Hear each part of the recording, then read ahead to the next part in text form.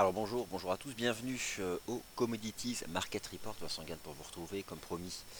On va faire le point sur les matières premières. Vous êtes déjà nombreuses et nombreux dans le chat. Alors on va passer 10 minutes sur les matières premières et puis ensuite on se retrouvera au morning meeting. On va aller droit au but. Les fondamentaux, vous les connaissez. Vous savez, qu'est-ce qui fait remonter le prix du pétrole. Moi, je vais me concentrer sur la séance d'hier. Alors, la séance d'hier, elle est significative sur le plan de l'analyse technique. Je vais vous proposer un plan ambitieux qui est de viser une remontée du prix du pétrole à 50 dollars d'ici l'été, alors voilà, d'ici la fin du mois de juin. Un graphique de l'US Oil en données journalières avec deux indicateurs techniques. Le premier, la moyenne mobile à 200 jours. Donc là, vous êtes sur l'US Oil, MVA, moyenne mobile simple à 200 jours. Regardez, donc à l'époque, c'est bel et bien la cassure de la 200 jours, c'était en juillet 2014, qui a donné le point de départ de la cassure des 100 dollars et derrière la chute libre. Ensuite, la MM200 a bloqué la reprise en juin, puis en octobre 2015, et là on l'a dépassé. On l'a dépassé cette MM200, donc il y a deux signaux d'achat propres à l'analyse technique qui ont été validés le mercredi 21 avril. Tout d'abord, la cassure de la résistance à 42 dollars, ça c'est un signal d'achat.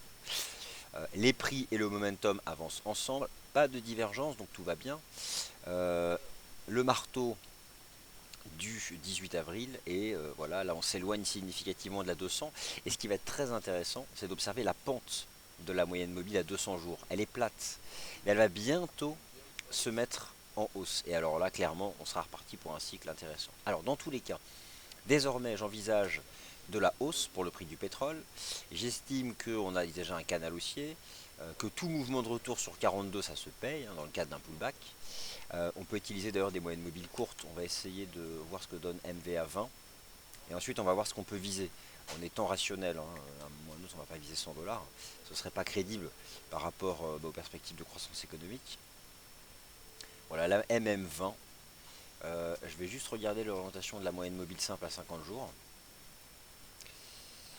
Vous allez voir, ce sont des cibles d'analyse technique, en fait, des niveaux horizontaux. Ça fonctionne plutôt bien là. Alors, hop, voilà. Donc oui, le croisement était fait déjà en mars. L'alignement est positif, la pente est haussière. Ce qui est intéressant maintenant, c'est de voir la pente que prendra progressivement la MM200 jours. Alors, techniquement parlant, trois niveaux.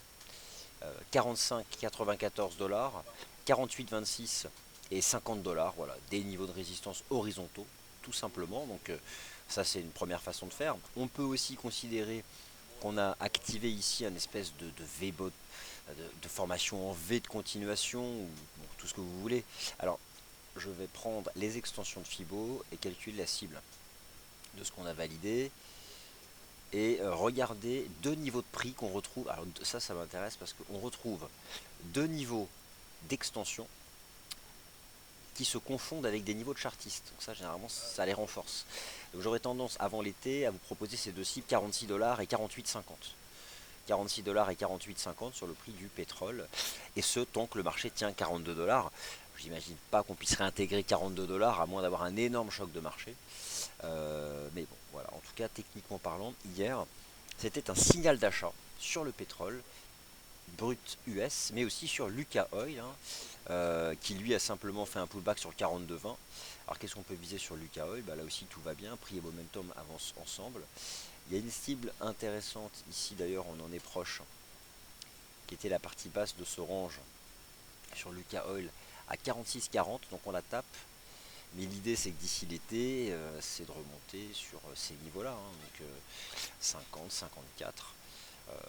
Techniquement parlant, en tout cas, le fait qu'on ait cassé 42, qu'on franchisse même 200 significativement, que même des moyennes mobiles longues commencent à prendre une pente haussière, techniquement parlant, c'est aussi à court terme, même moyen terme, puisque finalement ça monte depuis février, donc quelques semaines, ça se passe plutôt bien. Le cuivre, hier je vous ai proposé une stratégie d'achat pour viser d'autres rentes, et bien ça poursuit, ça suit son cours. Vous pouvez remonter le stop sous le plus bas d'hier. Les matières premières industrielles sont recherchées.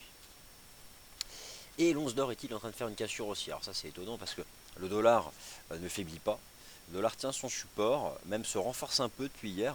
Et là ça paye du gold. Donc c'est un positionnement sur les matières premières globales. l'argent qui continue, qui dépasse largement ce que j'avais envisagé à 17,16. Donc là, on peut être plus ambitieux, hein, sur l'argent, on va viser une remontée à 18 dollars. Mais le gold, là, ça m'intéresse. Que se passe-t-il? Attention, alors, on est en train de tenter sur le gold de s'extraire par le haut du triangle. Attention, la séance est longue. Rien n'est acquis sur le gold. Là, pour le coup, aucune stratégie sans un beau chandelier D1. Donc là, aujourd'hui, c'est à surveiller. Mais en l'état, voilà. Qu'est-ce qui donnerait un signal d'achat significatif si le marché dépasse 1260 à la clôture D1, on file à 1285. Donc, il y a quelque chose d'intéressant sur l'once d'or. Déjà, ce qui est vraiment bien, c'est qu'on a toujours tenu la neutralité, le seuil des 50 sur le RSI journalier. On a parfaitement tenu la MM50 jours. Ça, c'est très propre. Il y a quelque chose ce matin que tente le gold. Alors attention, hein, rien n'est figé encore. Donc moi, je ne vous propose pas la stratégie. Mais c'est certain que la clôture... pourquoi c'est important? Vous avez hier par exemple la clôture journalière du pétrole qui donne le signal d'achat, qui permet de viser 46, 48, etc. Mais voilà, on a un beau chandelier D1 qui donne le signal d'achat. Et l'idée, c'est qu'on puisse avoir quelque chose de similaire ce soir à la clôture de la session US sur l'once d'or. Ou pas, hein, on ne sait pas, mais si on a ce type de chandelier, oui, cette fois-ci on remonte à 1300. Donc voilà, moi ce que je tenais à faire dans ce Commodities Market Report, c'est essentiellement ça. Vous montrer que techniquement, il y a du potentiel d'ici l'été sur le prix du pétrole. Alors, je vais regarder vos questions.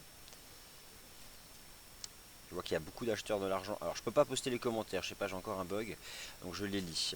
Bonjour, je constate un écrasement de la différence de prix entre Brent et WTI. Tout à fait.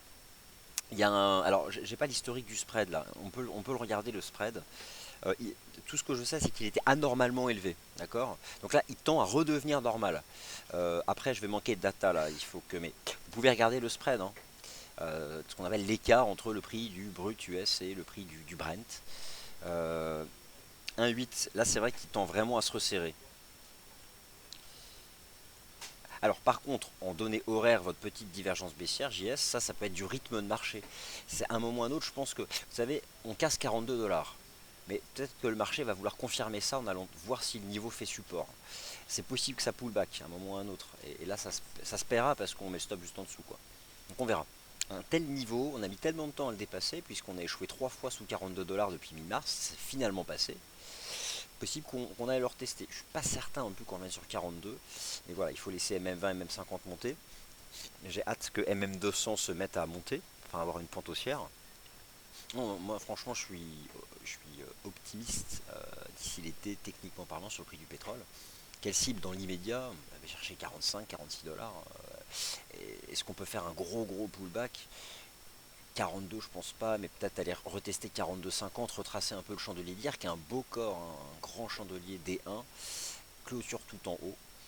Donc si on le retrace, ce sera peut-être 38,2, quelque chose comme ça. Donc le gold, ça redémarre, mais attention, il n'y a pas de signal d'achat là, hein. On verra ce soir en D1.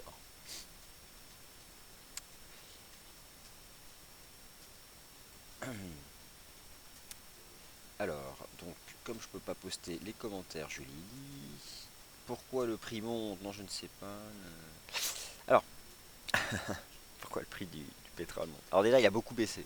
Vous allez me dire, ça c'est quelle explication? Quelle explication?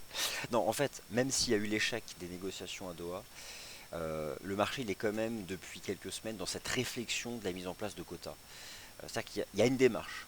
Ça aboutit pas, mais il y a une démarche. Il y a des rencontres. On se pose permanence la question de mettre en adéquation l'offre avec la demande. Donc déjà, cette démarche fait remonter le prix du pétrole, même si ça n'a pas abouti. Ensuite, la consommation. Depuis 2 semaines environ, il y a des soubresauts, il y a quelque chose, des bonnes statistiques en Chine. C'est le premier consommateur mondial de matières premières industrielles. Et puis la Fed accommodante.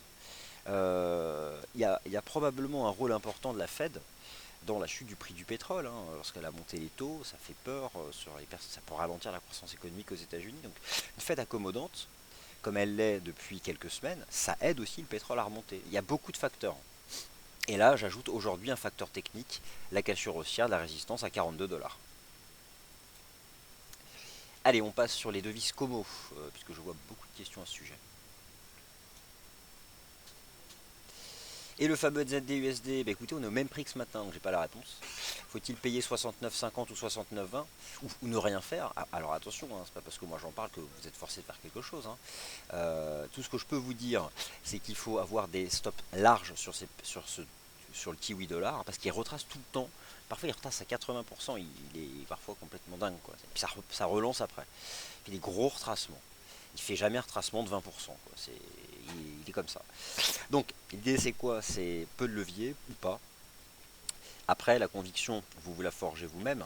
Moi j'ai quelques arguments que j'avance.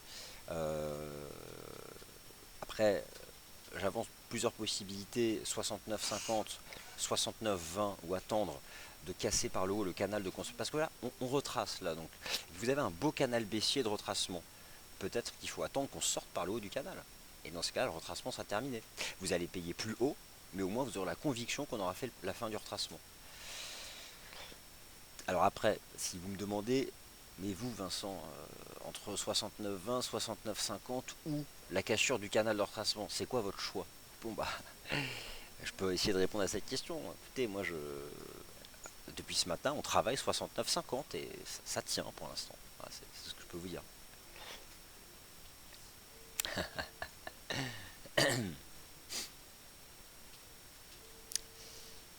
Alors, mauvaise statistique britannique, hein, forcément ça n'aide pas la livre sterling. Donc le GBP USD se replie toujours dans son triangle de conso. On n'a pas franchi un 44, donc on est dans la conso. Moi sur le GBP USD, je ne vous ai pas proposé de stratégie. Alors c'est vrai que j'ai exclu hier de vendre un 44. Bon, bah, c'est comme ça, mais après voilà. Peut-être que certains ont vendu un 44, moi je l'aurais pas fait. Maintenant ça baisse, donc ok, très bien. Euh, le jour où le GBP USD fait une cassure haussière journalière des 1,44, ça file à 1,47. C'est tout ce que je sais. Et j'aurais tendance sur le GBP USD, il y a tellement de volatilité sur ce marché-là que je fais confiance uniquement à la clôture journalière. Le pétrole, cassure journalière des 42, je vise 50. Si l'or me casse en journalier 1260, je vise 1300. Si le GBP USD me casse 1,44 $ en D1, je vise 1,47. Ça vaut souvent le coup d'attendre la clôture journalière sur des actifs comme ça qui sont volatiles. Euh, voilà. Donc en effet ça se replie, les statistiques britanniques sont pas super, je pense qu'on va revenir chercher la médiane de la figure de conso qui est bien mise en avant par ses moyennes mobiles à plat. Ce qui est étonnant sur le GBP USD, c'est que vous avez la moyenne mobile à 20 jours, 50 jours, 100 jours, elles sont confondues. Donc c'est le range actuellement des paires majeures. Euro-dollar, écoutez, comme établi ce matin, il n'y a plus de vol. Alors, le marché fait toujours la même chose, il n'y a plus de vol. On attend Draghi et ça va exploser tout à l'heure. Ce sera comme ça. Pas 400 points aujourd'hui, je vois plutôt 100 points, 150 points parce qu'il n'y a pas de grosses attentes. 1,1260 versus 1,1450. J'admets totalement que 1,1450 c'est la résistance extrême. Et 1,1260 c'est un support hebdomadaire. Et bien, en fonction de la clôture de ce soir, je vous proposerai du swing trading. Mais aujourd'hui, ni day trading et encore moins de swing trading sur l'euro dollar. Euh, J'ai proposé quelque chose lundi avec la réaction sur 1,1260 pour viser une remontée à 1,1390 en cassure des 1,1330, mais là rien d'autre. Non, là c'est franchement pas évident. Je regarde un peu les majeurs. Alors aujourd'hui on peut faire du décorrélé. Qu'est-ce qu'on peut faire? Le pétrole, le pétrole va sûrement retracer un petit peu. Donc ça peut faire un peu remonter les paires en CAD, mais je pense que derrière elles baisseront davantage vu le potentiel que je vois sur le pétrole. Regardez le GBP4, hein, toujours fermement baissier lui. Alors ce qui est intéressant sur le GBP4, c'est le rôle de la moyenne mobile à 20 jours. Voilà, c'est. Alors typiquement aujourd'hui, vous souhaitez trouver une paire en CAD qui ne sera pas influencée par la BCE, moins que l'EuroCAD. Bon bah le GBP4 me paraît pas mal. Les chiffres anglais sont pas bons. Le CAD se renforce, il y a du potentiel sur le pétrole, on casse des supports. Je pense qu'à terme, GBP4, c'est toujours aller chercher un pétrole à 50 dollars, c'est un GBP4 sur du 1,75, hein, donc il y a du potentiel, je pense, sur ce marché. Et donc, au final, sur les décorrélés, Le NZD USD, bon bah voilà, j'ai toujours pas la réponse. Alors j'avoue que c'est faible. Vous savez quoi? On va attendre la sortie du canal horaire. Tant qu'on est dans le canal baissier, ça retrace, ça peut aller plus bas. Voilà. Donc en horaire, j'ai un beau canal baissier de retracement. On va attendre que le marché en sorte et surtout dépasse les moyennes mobiles horaires qui commencent à se retourner. Sinon, on restera dans la conso et on n'en sortira pas. De la même façon, la UD-USD, lui, il plafonne sous 78,11. Il est étonnamment résilient, mais c'est parce que c'est la devise qui est la plus liée euh, à la macro chinoise. Oui, tout à fait, Sébastien. J'ai ce canal baissier aussi sur le NZD USD. Moi, je vais attendre qu'on en sorte. Voilà, c'est simple. Je ne sais pas quand est-ce que ce sera fini le retracement. J'ai toujours de l'ambition technique sur ce taux de change à moyen terme. Mais ça retrace à chaque fois énormément. Tu te souviens, Sébastien, ça retrace, ça retrace, ça retrace. Donc là, pour le coup, on va attendre de sortir du canal de retracement et ensuite on verra. Voilà, bah écoutez, je vous retrouve dans 15 minutes pour le morning meeting et on fera un gros point sur les indices boursiers et sur tous les actifs, puisque là c'était le Commodities Market Report, donc les matières premières. Merci à tous et à tout de suite.